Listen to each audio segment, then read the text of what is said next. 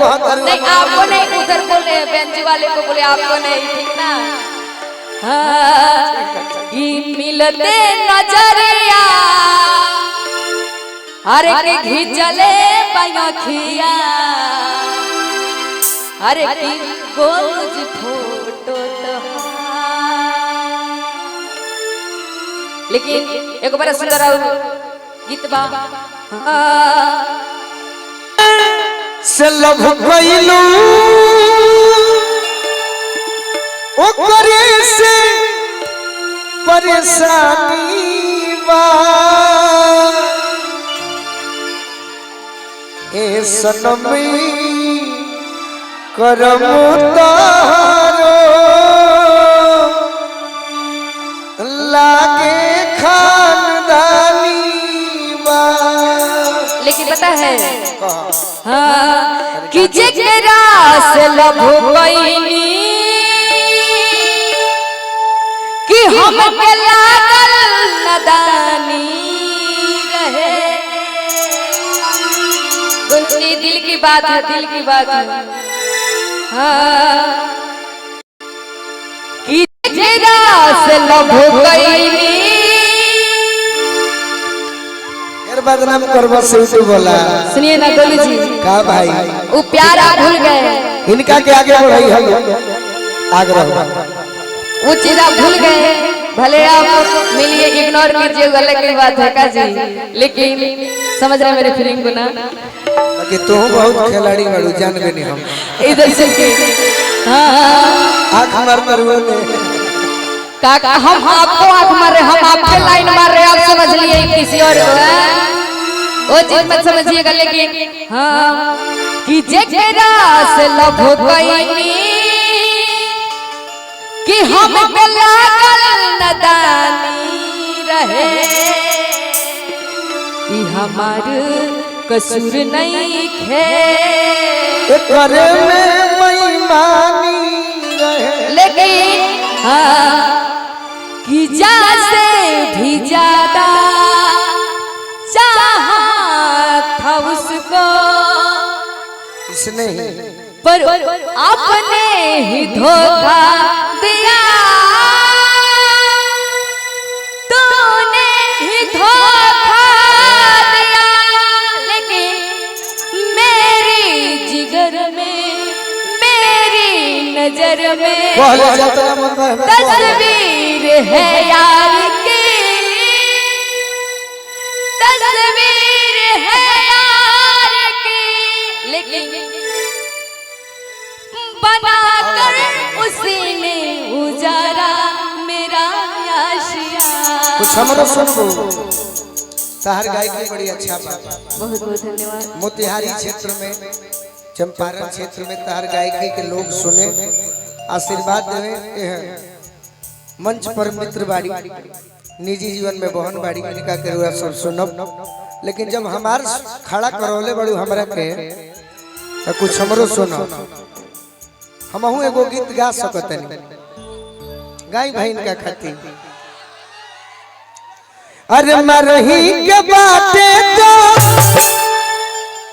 एक काजल जी रो आ जाए।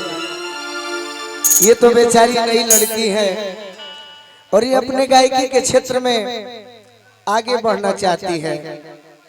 मैं यही जीवन में सोचा हूँ कोई भी हमारे साथ गाए वो आगे बढ़े। काजी हाँ उन्हीं आगे सब बीच में वो है बीच हो नशा में करे बीच बुझाते नहीं। एक लाइन पकड़ दो, एक लाइन जब से लभ कइलू ओकरे से परेशानी बा। अगर याद हो तो तू लोग गा ए सनमी करम तारो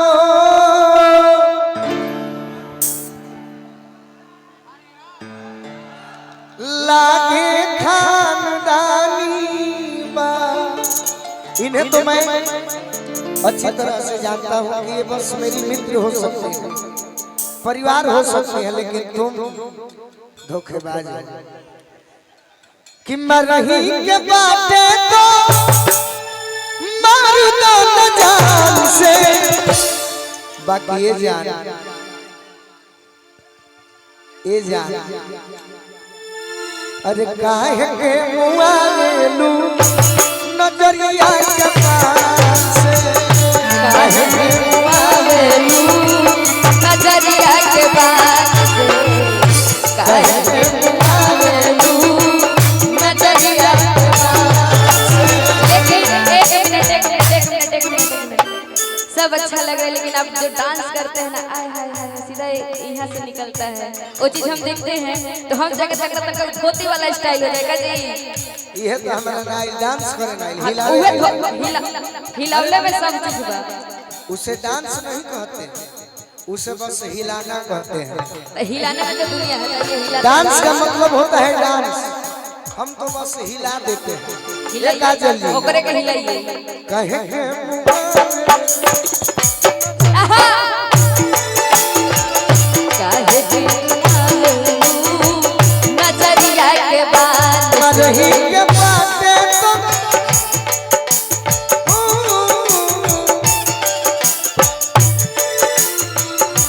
मरही के बाटे तो ना ऐसे ना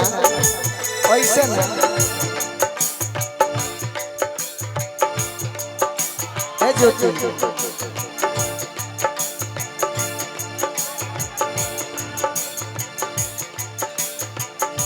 मरही के बाटे तो मर दो न जान से, मरही के बाटे तो मर दो न जान से।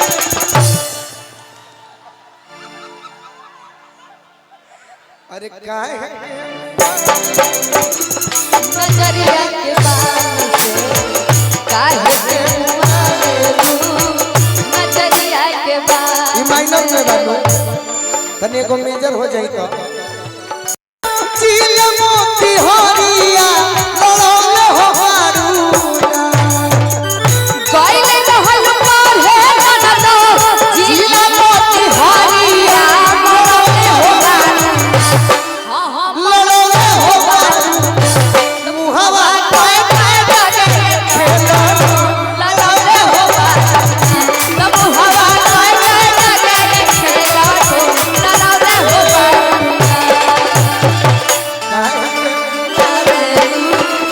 नजरिया के बात से, काहे के नजरिया के बात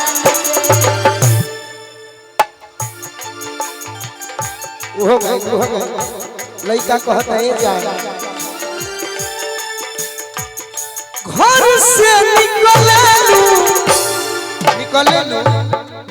चप्पल पहन के घर से निकले लू सजी सवर के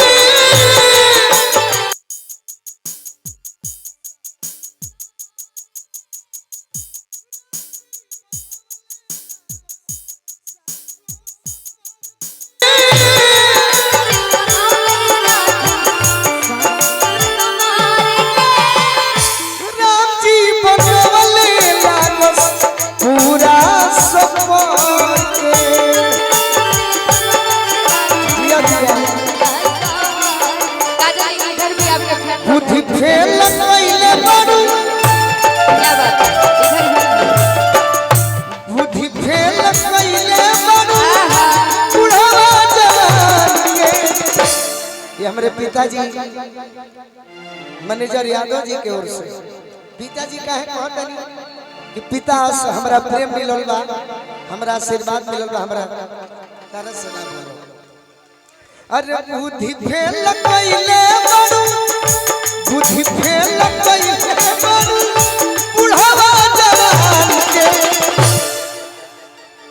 बक काहे के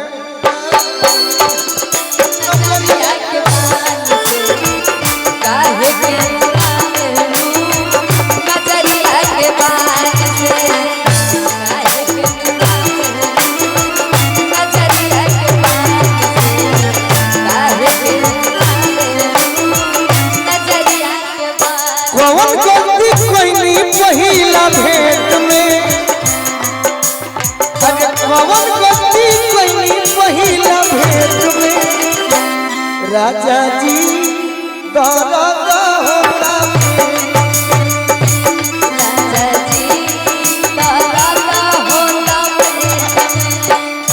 से कहता दर्द होता पेट मतलब कुछ नया समाचार और जब जब नया समाचार हुई तो यह हम जानो कि काजल जी के पुत्र भाई तो गोलू राजा के भतीजा भाई का भाई गलती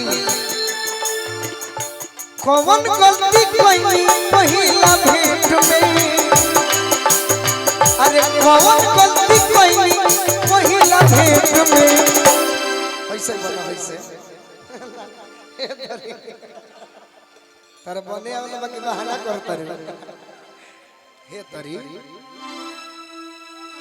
एहने अब हई बनेली का परदेसी गो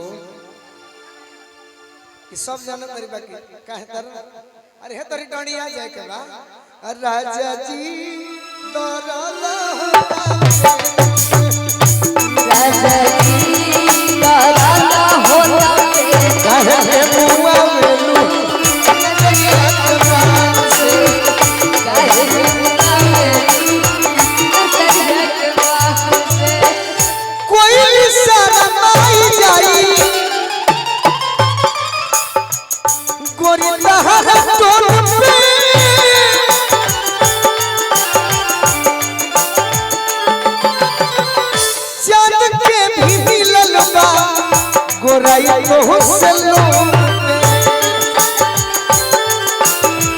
भैया इन्हें तो भीड़ बढ़ले बा लेकिन सबसे महान व्यक्ति बड़े भाई हम छठ बजे खड़ा बा उ लोग के जानते हैं तू लोग खाती कहल जा कि अपना तू भैयवन के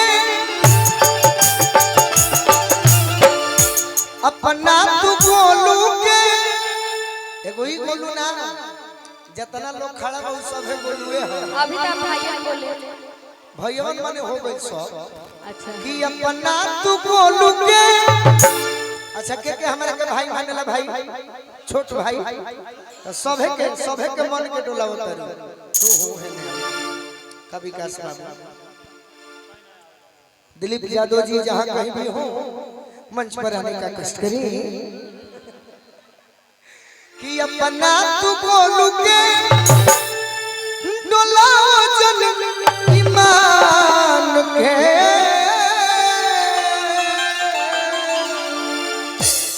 काहे के मुआ वेलू नजरिया के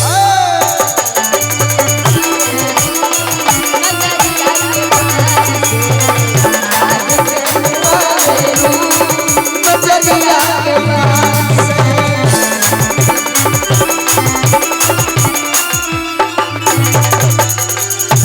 अपना